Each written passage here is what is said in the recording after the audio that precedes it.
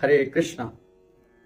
जब किसी प्रिय व्यक्ति की मृत्यु होती है तब हमारे मन में एक प्रश्न अवश्य उठता है, क्या सब कुछ यहीं समाप्त हो जाता है? मृत्यु के बाद आत्मा कहां जाती है, क्या करती है? क्या वास्तव में स्वर्ग और नरक होते हैं? क्या आत्मा फिर से जन्म लेती है? ये प्रश्न केवल आज के नहीं, हजारों वर्षों से मानव इन्हीं प्रश्नों के उत्तर खोजता आ रहा है। सनातन धर्म के शास्त्र श्रीमद् भगवत गीता, श्रीमद् भागवतम महापुराण, गरुड़ पुराण, विष्णु पुराण और अन्य उपनिषद, इन सभी में मृत्यु के बाद आत्मा की यात्रा का वास्तविक और विस्तृत वर्णन मिलता है। आइए हम इस रहस्य को समझने का प्रयास करते हैं। सबसे पहले यह समझना अत्यंत आवश्यक है कि सनातन धर्म के अनुसार मृत्यु किसकी होती है।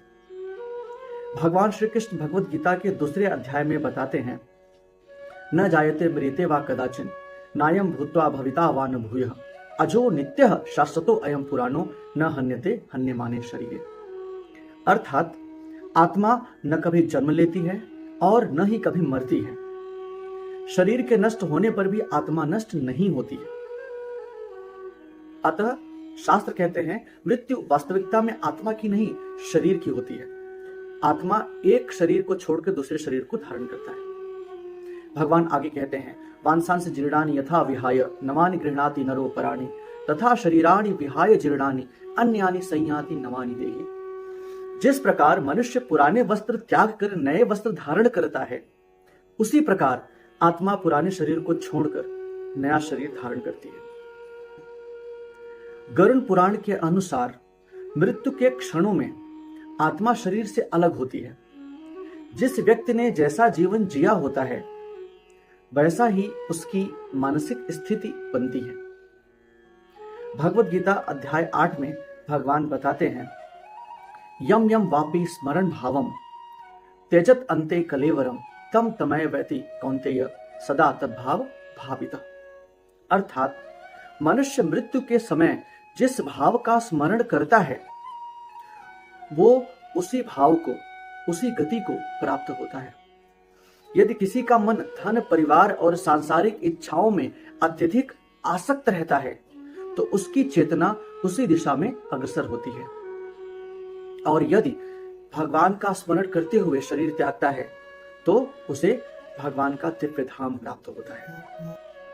गरुड़ पुराण में वर्णन मिलता है कि मृत्यु के पश्चात आत्मा कुछ समय तक सूक्ष्म शरीर में रहती है। यह सूक्ष्म शरीर मन, बुद्धि और संस्कारों से मिलकर के बना होता है। यही सूक्ष्म शरीर आत्मा को अगले गंतव्य तक ले जाने में सहायता करता है। शास्त्र बताते हैं कि मृत्यु के बाद आत्मा अपने परिजनों को देख सकती है परंतु उनसे संपर्क नहीं बना सकती। इसी कारण श्राद्ध और तर्पण जैसे कर्मों का विधान शास्त्रों में बताया गया है। अब प्रश्न यह है कि मरने के बाद आत्मा जाती कहां है? सनातन धर्म के अनुसार यह पूरी तरह व्यक्ति के कर्मों पर निर्भर करता है। विष्णु पुराण कहता है, यथा कर्म तथा गति, अर्थात जैसे कर्म होंगे वैसी ही गति होगी। यदि किसी ने धर्म, सेवा, सत्य और भक्ति का जीवन जिया है तो उसे उच्च लोकों की प्राप्ति हो सकती है।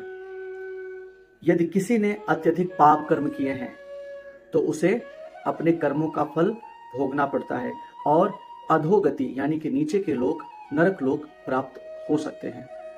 गरुड़ पुराण में यमलोक का बहुत ही विस्तृत वर्णन है।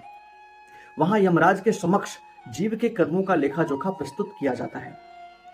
चित्रगुप्त जीव के प्रत्येक कर्म का विवरण स्वयं रखते हैं।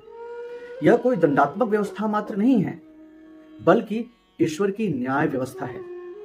जो कर्म किए गए हैं उन्हीं का फल जीव को प्राप्त होता है। सनातन धर्म में स्वर्ग और नरक को अंतिम गंतव्य नहीं माना गया है, वे केवल कर्म फल भोगने के स्थान हैं। जब आपका पुण्य समाप्त हो जाता है तो स्वर्ग से भी पुनः जन्म लेना पड़ता है। भगवत गीता अध्याय 9 में भगवान बताते हैं, ते तम भुक्त्वा स्वर्गलोकम विशालम क्षीणे पुण्ये मर्त्यलोकम विशन्ति। अर्थात स्वर्ग का सुख भोगने के बाद जब पुण्य समाप्त हो जाता है तो जीव पुनः पृथ्वी लोक में जन्म लेता है। तो क्या पुनर्जन्म निश्चित है? क्या पुनर्जन्म होता है? शास्त्रों के अनुसार हाँ, पुनर्जन्म बिल्कुल होता है। श्रीमद् भागवत और उपनिषदों में पुनर्जन्म का बहुत ही स्पष्ट रूप से वर्णन मिलता है। आत्मा अपने संचित कर्मों और इच्छाओं के अनुसार अगला शरीर प्राप्त करती है। कभी मनुष्य, कभी देवता, कभी पशु, कभी अन्य योनियों में जन्म लेना पड़ता है। कुल 84 लाख योनियों का वर्णन हमारे शास्त्रों में मिलता है। जीव जब तक जन्म मृत्यु के चक्कर में घूमता रहता है तब तक उसे आत्मज्ञान और भगवान की भक्ति प्राप्त नहीं होती है। क्या इस जन्म मृत्यु के चक्र से मुक्ति संभव है? भगवान श्री कृष्ण बताते हैं, मामुपेत्य पुनर्जन्म दुखालयम अशाश्वतम नाप्नुवन्ति महात्मनः संसिद्धिम परमाम गताः। अर्थात जो मेरी शरण में आ जाते हैं उन्हें पुनर्जन्म नहीं लेना पड़ता है और यही मोक्ष है। मोक्ष का अर्थ है अज्ञान से मुक्ति, कर्म बंधन से मुक्ति, 84 लाख योनियों से मुक्ति और भगवान की दिव्य प्रेमा भक्ति और प्रेममयी सेवा में प्रवेश। श्रीमद् भागवत महापुराण कहता है कि कलयुग में मोक्ष प्राप्त करने का सबसे सरल मार्ग भगवान के नाम का कीर्तन है। कलो तत् हरि कीर्तनात्, अर्थात कलयुग में भगवान के नाम का स्मरण और कीर्तन ही सर्वोत्तम साधन है 84 लाख योनियों से मुक्त होने का, मोक्ष प्राप्त करने का। तो मृत्यु अंत नहीं है, यह केवल द्वार है। यह यात्रा का समापन, यह एक यात्रा का समापन और दूसरी यात्रा का आरंभ है। जिस प्रकार सूर्य अस्त होकर पुनः उदय होता है, उसी प्रकार आत्मा भी एक शरीर त्याग कर अगली यात्रा पर निकल पड़ती है। इसलिए सनातन धर्म हमें मृत्यु से डरना नहीं बल्कि जीवन को सार्थक बनाना सिखाता है। यदि आपको यह जानकारी उपयोगी लगी हो तो इस वीडियो को लाइक कर लीजिए और चैनल को सब्सक्राइब कर लीजिए। हरे कृष्ण।